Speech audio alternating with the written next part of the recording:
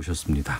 촌철살인의 명쾌한 한마디부터 속 터지는 막말까지 한 주간의 말말말로 정치권 이슈를 정리하는 각설하고 더불어민주당 최민희 전 의원 나오셨습니다. 어서 오세요. 안녕하세요. 불굴의 희망 최민희입니다. 네, 추석 잘 보내셨습니까? 오랜만에 진짜 우리 가족, 소가족하고만 네. 지냈습니다. 근데 역시 가족은 5일 동안 같이 있으니까 네. 막판에 싸우더군요. 힘들죠.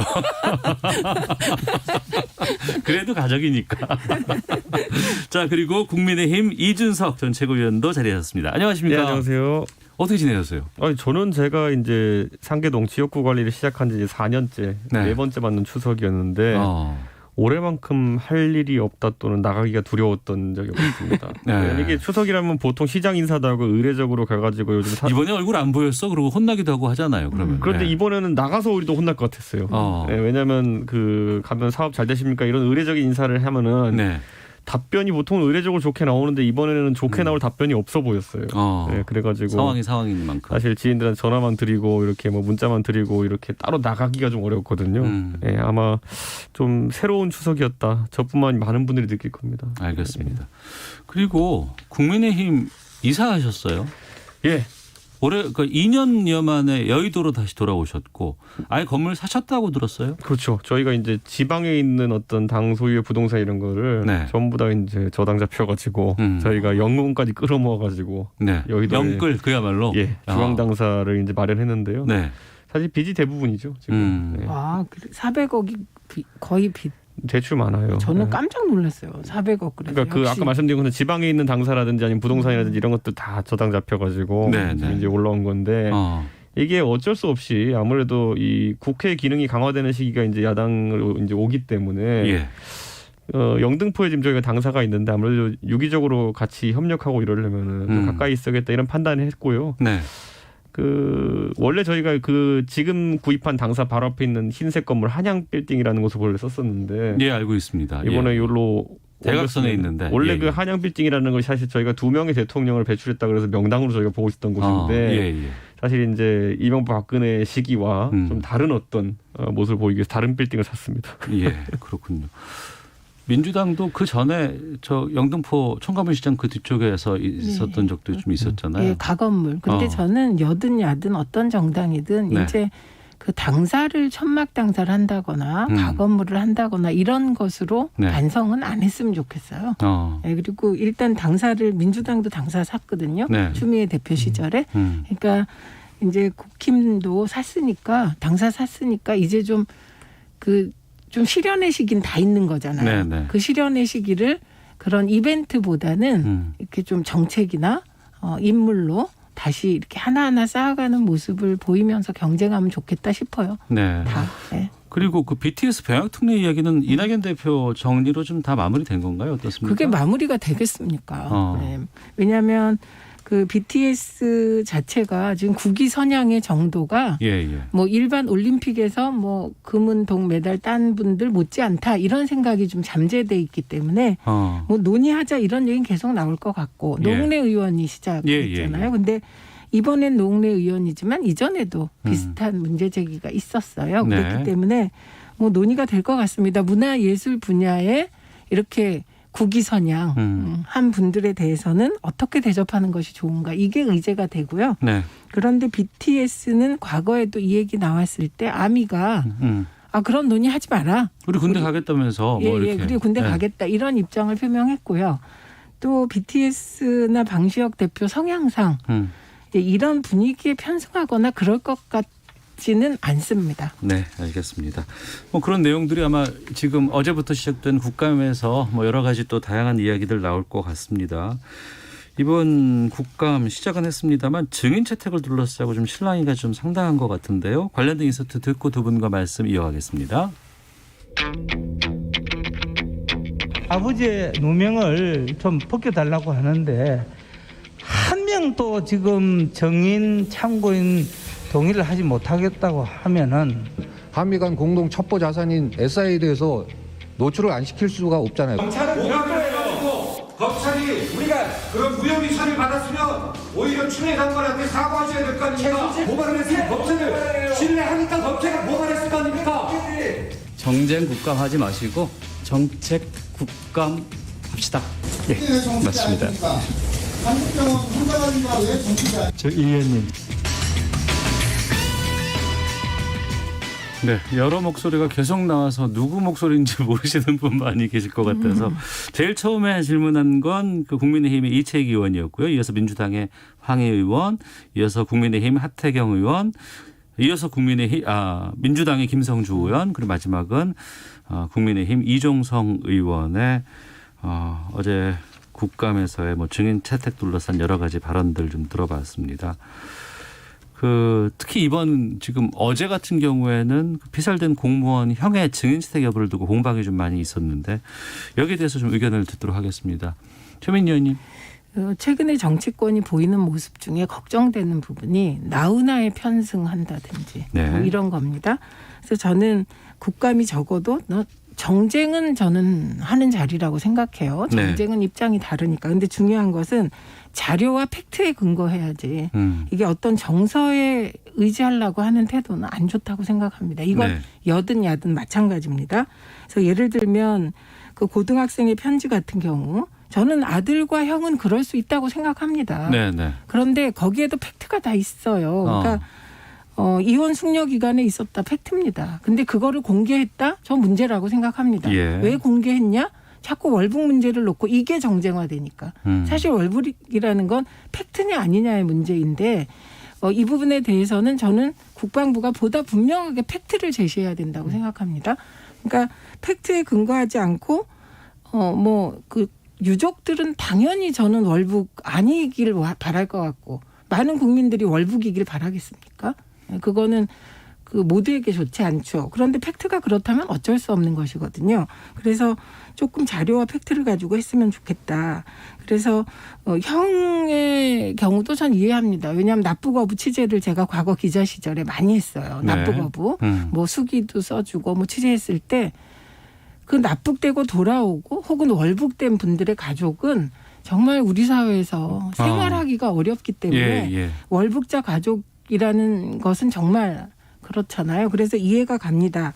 근데 이런 일일수록 좀 팩트를 가지고 얘기하자. 그래서 근데 중요한 건 팩트를 어디까지 공개할 것이냐이죠. 예를 들면 감청 자료가 잘못 공개되면 휴민트가 거의 무너지지 않습니까? 근데 휴민트가 무너진다는 건 우리는 이렇게 말하지만 생명이 왔다 갔다 하기 때문에 정부로서 어려우리라고 생각합니다만 최소한 정보 위에 최대한의 보안으로 네. 정보를 공유하고 더 이상의 혼란이 없도록 하는 게 좋지 않을까. 저는 뭐 이렇게 생각합니다. 휴민트라는 거 뭐 인적 정보 뭐 이렇게 저희가 좀 풀면 되겠습니까? 이준석 전 최고께서는. 저는 그러니까 국감이라는 거는 사실 야당 입장에서 보통 국민들에게 뭔가 국민들이 궁금해할 만한 지점을 명쾌하게 설명해내는 게 중요합니다. 네. 그러기 위해서 저희가 이제 증인도 부르는 것이고 이제 뭐 물건 같은 것도 가져와가지고 진열하기도 하고 이렇게 하는 거거든요. 그래서 어떨 때는 이제 왜 사람들이 뱀 같은 거 들고 오느냐 이렇게 얘기하지만 이구아나 뭐 시각적으로 그게 만약에 국민들에게 전달하기 유용한 어떤 효과가 있다면은 장치면은 네. 그렇죠. 그리고 예를 들어 예전에 노회찬 의원께서 국감으로 이제 의정 활동하시면서 많은 분들이 기억나시지만 수형자가 이런 종이 몇 장 공간에 놓는다. 신문지에 놓으셨잖아요. 그런 걸 보여주시기 위해 가지고 실제 행동으로 보여주셨잖아요. 저는 그게 단순히 우리가 어떤 보여주기시다 쇼다 이렇게 치부할 수 없는 것이 결국 국민들에게 이슈화를 시키기 위해서 의원들은 여러 가지 노력을 합니다. 그러고 기억에 남고. 그렇죠. 그런데 저는 이제 그 과정 속에서 이번에 국민들이 많은 관심을 가지는 이런 어떤 아까 공무원 피살 사태 이 건 같은 경우에는 과거에 민주당이 야당 시절에 세월호 사고에 대해 가지고 굉장히 증인 신청을 많이 했었어요. 그때 해경 정장부터 시작해서 뭐 배기술자 다 했거든요. 거기다 유가족들 당연히 국감장에 와가지고 있었고, 근데 그런 부분을 생각해봤을 때 그 세월호에 대한 어떤 의혹 제기나 아니면 그 뒤로부터 뭐 진실을 인양하라 뭐 이런 것들 사실 전 놀라웠던 게 김남국 의원이랑 고민정 의원 같은 경우에는 이번 21대 국회에서도 그런 활동을 이어나가겠다고 얘기했거든요. 그러니까 저는 6년째 그러고 있는 건데 저는 이 공무원 피살 사태에 대해 가지고는 아직까지 규명된 것이 별로 없고 그리고 마침 현안이고 그렇다면은 저는 여당도 최대한 이런 부분에 있어 가지고는 뭐 당연히 야당의 이런 어떤 제기에 대해 가지고 좀 진정성 있게 받아들였으면 좋겠다. 월북이다 이렇게 하고 끝낼 것 같으면요. 네. 옛날에 그럼 세월호 때 그럼 박근혜 정부에서 이거 해상 교통사고다 하고 끝냈으면 뭐라고 했겠습니까 민주당이. 예. 근데 그 안에서 누구 더 다른 잘못한 사람이 없는지 아니면 네. 구조를 꼭 그렇게밖에 할 수 없었는지 이런 것들은 야당이 그 당시 충분히 제기할 수 있는 의혹이고 국민이 호응해줬기 때문에 이렇게 했던 건데 전 지금 시점에서도 네. 비슷한 느낌으로 저는 최소한 그 공무원 형이라든지 아니면 이런 분들 유관관계인들 이제 증인을 부르면은 좀 협조를 해줬으면 좋겠습니다. 못 부를 이유가 뭡니까? 네. 아니 저는 생각이 조금 다릅니다. 우선 세월호하고 비교하는 게 적절치 않아요. 세월호는 남한 해상에서 벌어진 일이죠. 그래서 300여 명의 희생자가 났던 사건입니다. 그건 처음엔 사고였을지 몰라도 나중에는 사건이 된 사후 처리 과정에서 그 정도 일이고 제가 그때 세월호 국정조사를 해봤기 때문에 우리가 불렀던 그 증인의 범위는 사실 대부분 야당이 주장한 걸 여당이 받을 수 있는 범위였습니다. 그래서 김기춘 실장도 다 나오셨거든요. 그런데 이번 건에서 그럼 형은 뭘 알 수 있는가? 형을 통해서 뭐를 우리가 얻을 수 있는가 생각해 보면 유가족의 절절한 마음 알 수 있는 겁니다. 그 외에 뭘 알 수 있을까요? 형이 월북 아니다라고 주장할 자료와 근거가 없거든요. 그래서 그리고 그동안에 형은 그리고 그 조카까지 뭐 조선일보의 사전에 편지가 실리기도 하면서 그 절절한 마음은 잘 전달된 것 같고 네. 오히려 저는 지금 조금 정부에 대해서 아쉽다면 네. 월북이면 월북이라는 확실한 근거를 공개할 수밖에 없겠다. 그리고 이 정도면 저는 그 우려되는 여러 가지 그 문제점 이미 다 드러났다고 생각해요. 아까 보안 문제, 예, 뭐 첩보라든가 뭐 이런 그런 문제가 예. 다 드러났다고 생각해요. 왜냐하면 야당 원내대표께서 몇 가지 얘기 또 하셨거든요. 예, 그거의 예. 진위도 따져야 되고 보다 분명한 태도가 지금 필요한 상황이 아닌가 싶고 오히려 비교한다면 2013년에 납북자 피살을 한 거거든요. 예. 우리가 납북자를 월북자. 네, 저는 납북이길 바랬나 봐요. 월북자를 피살했는데 그때 민주당은 제가 그때 국회에 있었잖아요. 그렇게 태도 취하지 않았습니다. 이게 그 국방의 문제이기 때문에 네. 나중에 이렇게 대화해서 무슨 비석 세우고 뭐 이랬던 기억이 남아 있거든요. 그래서 좀 저는 이 외교안보 국방 부분에서는 정말 국방위원들께서 보안에 초점을 맞추면서 최소한의 사실에 대한 확정과 네. 그 합의점을 찾아주셔야 된다. 그 여당이든 야당이든 언론에 대해서 이러는 건 곤란하다. 이런 입장. 저는 뭐 이 건에 대해 가지고는 네. 우선 여당이 본인들이 계속 이제 밀어붙여 가지고 이제 방식을 정한 것이 결국엔 그때 통지문 온 다음에 뭐 통일부 장관 같은 경우는 2번이 사과 표명했다 이렇게 표현하게 됐지만 어쨌든 공동조사를 요청하겠다 그랬어요. 네네네. 자, 공동조사 요청하겠다고 했던 것이 27일입니다. 27일에 요청하고 지금 벌써 열흘이 넘었거든요. 네. 그렇다면 이거 공동조사를 안 받을 것이 좀 명확해 보이거든요. 이제 북한이. 그렇다면 그 다음 단계는 어떻게 하겠다는 거냐에 대해서 아까 최민희 의원님 말씀하신 것처럼 그러면 그 첩보자료라는 것들을 공개할 것이냐. 네. 월북이라는 확실한 증거들을 제시할 것이냐. 이런 것들에 제시가 있어야 되거든요. 저는 이제 민주당이 과거에도 보면 이런 국민들의 관심을 받았던 사안에 대해 가지고 특정 시한을 정하거나 뭐 조치하기로 했다 한 다음에 그 다음에 애프터 서비스가 안 되는 경우 되게 많아요. 그러니까 더 나가는 어떤 정보라든가 결과 같은 것들이 발견이 예를 들어 없다. 자 네. 우리 그 일본과의 관계도 한번 보십시오. 다시는 일본에 지지 않겠습니다. 그래가지고 일본 니네 지소미아를 폐기해버리겠습니다. 이러더니만은 오락가락 하더니만은 뭐 언제까지 일본의 태도 변화가 없으면 지소미아 파기하겠다 했는데 지소미아 유지되고 있어요. 네. 이런 식으로 그냥 국민들의 관심사만 벗어나면은 그 전에 했던 말이 무엇인지 기억도 안 나고 이런 식으로 이제 가버리는 상황이 많은데 저는 공동조사 저는 27일날 제안했고 열흘 정도 기다렸으면은 저는 이미 답할 의사가 있었으면 벌써 했을 것이다. 네네. 그렇다면은 오히려 한번 정부가 북한 측의 최종 통보 우리가 며칠까지 답을 기다리겠다라든지 이런 것들을 하는 자세를 보여줘야지 좀 국민들도 좀 시원하지 않을까 그런 생각을 합니다. 알겠습니다. 이 사안에 대해서는 예. 꼭 해야 짧게 될 좀 말이 말씀해 있어요. 주시고. 예. 북한입니다. 그러면 이 상황에서 월북인가 아닌가가 사실 핵심이죠. 예. 예, 만약에 월북인데 그랬다면 북한의 책임 등등 뭐 여러 가지. 그런데 그럼 이 상황에서 김종대 의원처럼 북한 함대를 폭격했어야 한다. 어떻게 하란 말인지 이게 우리나라 수역이 아니라 북한 수역에서 벌어진 거고 네. 이건 우리 내부의 갈등을 빼고 얘기하면 사실은 우리나라의 기책 사유가 있습니다. 왜냐하면 북한 수역으로 우리 국민이 넘어갔는데 네네. 그거에 대해서 먼저 우리가 해명해야 되는 거예요. 냉정하게 보면.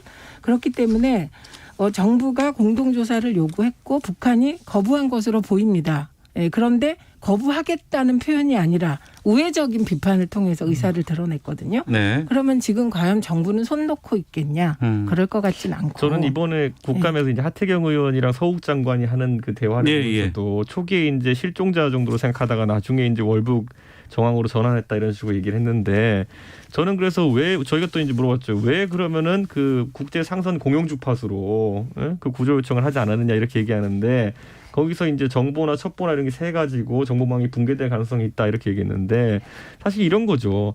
거기다 대고 이제 상선 통신망에다가 야 지금 니네 월북한 사람 다시 우리한테 돌려보내라 이렇게 얘기하면은 첩보가 샜다 얘기할 수 있겠지만은 네. 우리 쪽에서 해당 수역에서 조난자가 생긴 것 같다. 아니면 표류하는 인원이 생긴 것 같다. 그렇기 때문에 혹시 발견하면 돌려보내주기 바란다. 이 정도를 보냈을 때 그게 그럼 첩보망의 붕괴로 이어질 것이냐. 왜 그것까지도 안 했냐. 아니 예, 첩보망의 붕괴는 그 얘기가 아니에요. 두 분께 제가 좀 이렇게 정리를 해야 될 게 저희가 지금 이 국감에서의 증인 채택 여부에 대해서 좀 말씀을 나누는데 이게 지금 서해 쪽으로만 집중돼 버렸어요. 예. 그래서 이걸 어차피 앞으로 한 20일간 계속 국감이 진행되고 그때마다 증인 논란들이 꽤 있을 것 같아요. 그리고 과거에 있었던 그냥 여러 가지 좀 화제성 있는 뭐 국감 증인 채택이라든가 이런 것들 좀 문제가 또 많이 있고 했는데 그 부분을 오늘 다룰 수는 없을 것 같고요. 이 증인 문제는 여기서 좀 마무리를 짓고 저희가 헤드라인 뉴스 듣고 기상청 교통정보 확인하고 돌아와서 다음 주제 계속해서 이어가도록 하겠습니다. 전 국민의힘 최고위원과 함께하고 있습니다. 국정감사 이야기는 앞으로 뭐 한 3주간 계속 될 것 같으니까요. 그때 계속 좀 저희가 전해드릴 것 같고요. 공수처 지금 상황 좀 말씀 나누도록 하겠습니다. 준비된 인서트부터 듣고 가겠습니다. 국민의힘은 국정감사가 끝나기 전에 공수처장 후보 추천위원을 추천해 주기 바랍니다. 시간 끌기로 공수처 출범을 막을 수 있다고 생각한다면 오산입니다. 야당의 직무 유기와 횡포가 계속된다면 민주당은 공수처의 출범을 위해 부득이 법 개정에 나설 수밖에 없습니다. 저희들이 몇몇 대상을 접촉을 하는데 복잡한 사안에 관련되는 것을 싫어한다 해서 자꾸 사양을 하고 있고요. 이분 정도 같으면 꼿꼿하고 잘하시겠다 하는 분이 자꾸 사양을 하니까 이게 어려움이 있는 겁니다. 네, 민주당의 김태년 원내대표 또 MBC 김종배 시선 집중에 출연했던 전화로 연결했던 주호영 국민의힘 원내대표의 공수처장 후보 추천 관련한 이야기 들어봤습니다. 이준석 전 최고께 말씀 여쭙겠습니다. 지금 국민의힘은 이 추천과 관련해서는 어떤 상황인 거예요? 사실 공수처란 제도 자체에 반대를 했기 때문에 출범 자체에도 당연히 반대를 하는 거죠. 네. 그 과정 중에서 최대한 야당의 권리를 행사하겠다. 왜냐하면 아까 주 대표가 말씀하신 것처럼 추천위원도 잘 선정해야 됩니다. 추천위원들이 어차피 그 공수처장 선정이 있어가지고 야당과 야당을 지지하는 국민을 대신해서 올바른 공수처장이 나오도록 이제 싸우는 거 아니겠습니까? 그래서 좋은 분들을 물색하고 있는데 이제 주 대표의 말을 들어보면은 저희가 2명을 저희 몫으로 추천해야 되는데 그분 중에 1명은 이제 승낙까지 받았고 자질도 훌륭한 분이 계시다. 나머지 한 분 비슷한 분을 하려고 하는데 이게 아무래도 좀 법조계에서도 공수처라는 것에 대해 이견이 많이 갈리고 그리고 이게 워낙 전국에 현안이 돼버렸기 때문에 단순히 인사추천으로 받아들여지지 않을 수가 있다. 그래가지고 고사하시는 분들이 많다. 이 정도 상황이고 추천을 하긴 해야죠. 그런데 아까 이제 김태년 대표가 뭐 야당의 횡포 이런 말씀하시는데 저희는 추천위원 가지고 지금 이러고 있지만은 애초에 이 공수처라는 법을 통과시키기 위한 4+1이니 뭐 만들어가지고 다수의 논리로 밀어붙인 게 이제 민주당 아닙니까? 그러니까 횡포라는 단어를 어떻게 이런 최소한의 소극적인 어떤 이런 행태에다 붙일 수 있는지 저는 앞으로 이제 이 위원회가 구성되고 공수처가 실질적으로 출범하기까지 이제 여러 이제 지점들이 있을 텐데. 항상 얘기하지만은 검찰 지금 많은 국민들이 보기에는 야당이 견제할 수 있는 역할이 충분하지 않다 볼 겁니다. 법사위 위원장도 원래 그 역할을 할 수 있는데 여당이 가져갔습니다. 그렇다면 공수처를 어떻게 중립적으로 운영할 수 있는지에 대한 고민을 해야 되는 게 국회 아닌가 이런 생각을 합니다. 네, 그러면 한 명은 지금 추천이 선정이 돼 있고 예. 아직 공개할 수는 없고 예, 맞습니다. 한 명은 언제가 될지 모르겠지만 추천은 하겠다. 예. 이렇게 정리하면 되겠습니까? 계속 물색 중이라고 보시면 됩니다. 알겠습니다. 지금 민주당에서는 안 된다. 이거 기한 정했고 더 이상 추천 계속 안 하면은 법 개정해서 추천권 바꾸겠다. 뭐 이런 지금 입장인 건가요?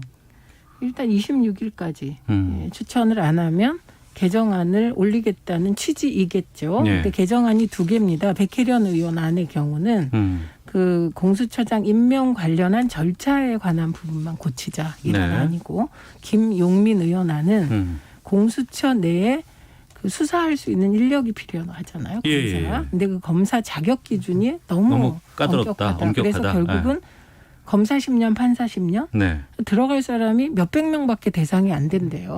이게 무슨 의미가 있냐. 네. 그래서 변호사들도 들어갈 수 있게 뭐 혹은 뭐 여러 가지 기준을 낮추자는 걸 같이 넣었더라고요. 예. 뭐 내용은 의미가 있을 것 같습니다. 그런데 저는 야당의 견제 기능이 있어야죠. 그런데 중요한 건 그 견제 기능이 불법적이어서는 안 되잖아요.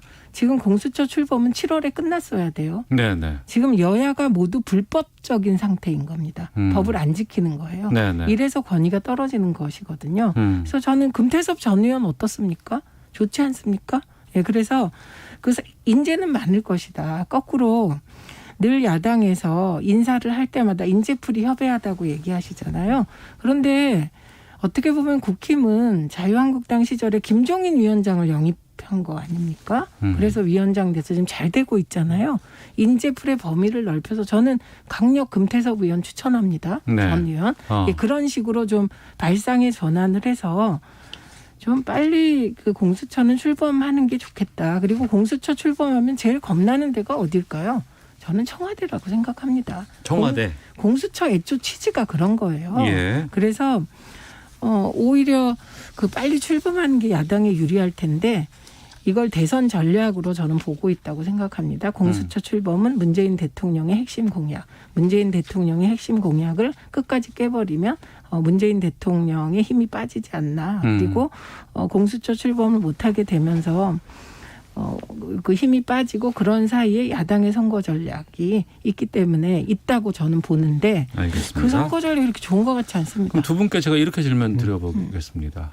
공수처 언제쯤 출범할 수 있을 것인지, 그리고 아니면 절대 출범 쉽지 않을 거다. 어떻게 보시는지. 저는 결국엔 민주당이 어느 정도 이제 이 견제의 권한 자체를 야당에게 공간을 만들어줄 의향이 있느냐에 따라 달려있다 이렇게 보고요. 네.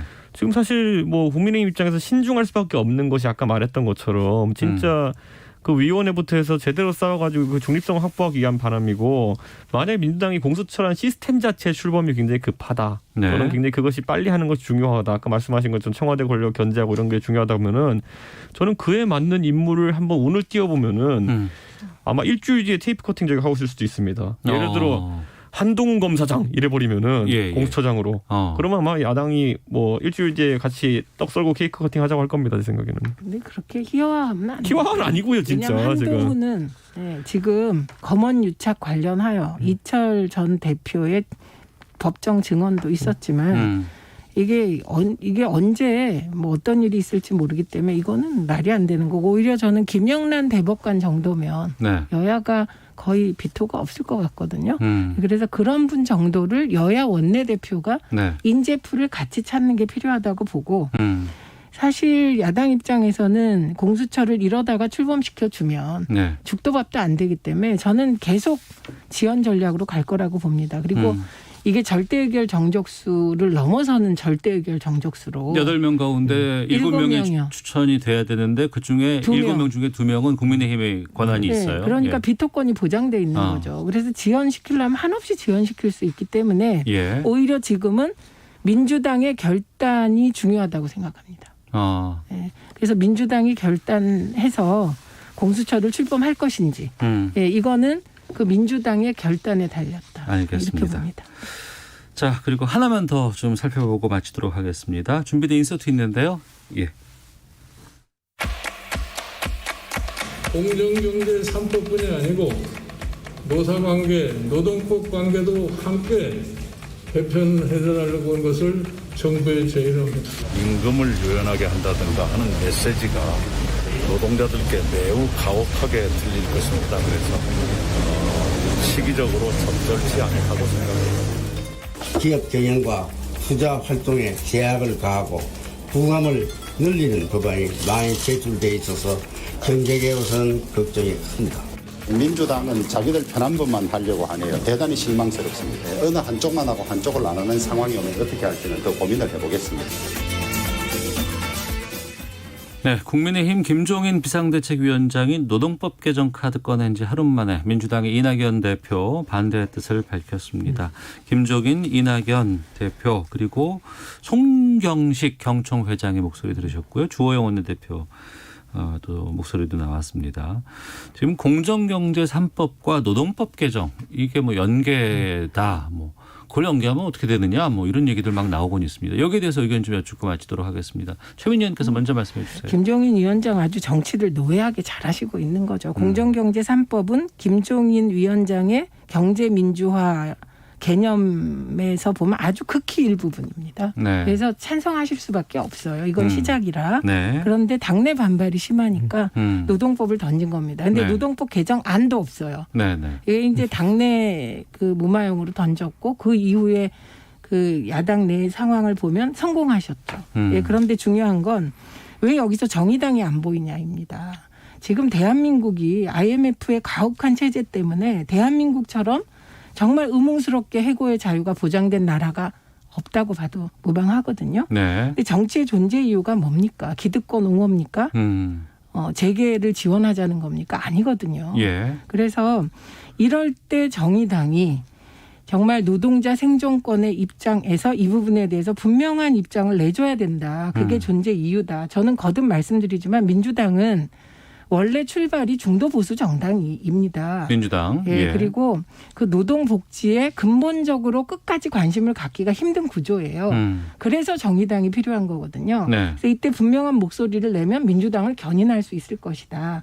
그런데 이낙연 대표께서 이 노동자에 대해서 더 이상 가혹한 뭔가를 할 수는 없다는 입장을 분명히 하셨기 때문에 저는 김종인 위원장이 정치적으로는 일단 그 수가 성공했기 때문에 일단 네. 공정경제 3법부터 빨리 통과시키시면 좋겠다. 그리고 노동법은 논의를 엄청나게 해야 되거든요. 예, 이해 당사자가 많아서. 그래서 일단 의제 던지신 것으로 네. 만족하시면 어떨까 합니다. 알겠습니다. 김종인 위원장이요. 예. 그 대한민국의 이제 노태우 시대에 이제 경제 정책의 전반을 설계하셨던 분이기 때문에 이 고민의 폭이 넓어요. 네. 네, 그러다 보니까 이제 패키지로 이런 노동법도 지금 중요하다 이렇게 판단하신 거고. 저서에 이제 보면은 결국 독일의 하르츠 개혁이라고 하는 그러니까 고용 유연성을 좀 더 확보하는 그런 방법에 대해 가지고 많이 써주셨거든요. 저는 그 일환을 약간 생각하고 있는 것이 아니냐 이렇게 보고 아까 말했던 그 독일의 하르츠 개혁이라는 것의 결과는 네. 어쨌든 노동의 유연성, 고용 유연성이라는 건 좀 확보가 됐지만은 반대로 또 취업률은 또 증가했어요. 상당한 수치가. 예. 그래가지고 성공한 개혁이라고 평가받는 부분이 있는데 저는 그렇기 때문에 그 우리가 아까 이제 최민희 의원님은 그 노동자 중에서 취약 노동자의 입장에서 말씀하신 것이고 네. 반대 우리나라는 지금 코로나를 거치면서 가장 취약해진 허리가 어디냐면은 결국 중소상공인들입니다. 네. 이들 같은 경우에는 사실 삼성전자나 대기업 같은 경우에는 원가 매출 구조에 있어서 인건비가 차지하는 비중이 아주 그렇게 크진 않아요. 그런데 반대로 오히려 진짜 작은 기업체 하시는 분들, 작은 음식점 하시는 분들 이런 분들 같은 경우에는 인건비, 예를 들어 수요가 늘어줌에 따라 가지고 인건비에 따라 가지고 본인이 집에 가져가는 돈이 차이가 나고 네. 때로는 마이너스가 나기도 하는 이런 상황 속에 있는 분들 같은 경우에는 이 고통을 여럿이 분담해야 되는데 지금은 본인들이 작은 기업체의 사장 소리 듣는다는 이유로 모든 걸 떠맡는 상황이에요. 그러다 보니까 그런 부분을 좀 조정하자. 이것도 코로나의 현실 인식에서 나온 그런 국민의힘의 제안이기 때문에 아까 최 의원님 말씀하신 것처럼 뭐 시기적으로는 모르겠습니다만은 다 검토돼야 될 그런 법안들입니다. 알겠습니다. 자, 각설하고 오늘 여기서 마치도록 하겠습니다. 최민희 더불어민주당 전 의원, 이준석 국민의힘 전 최고위원 두 분과 함께했습니다. 두 분 말씀 고맙습니다. 네, 감사합니다. 고맙습니다.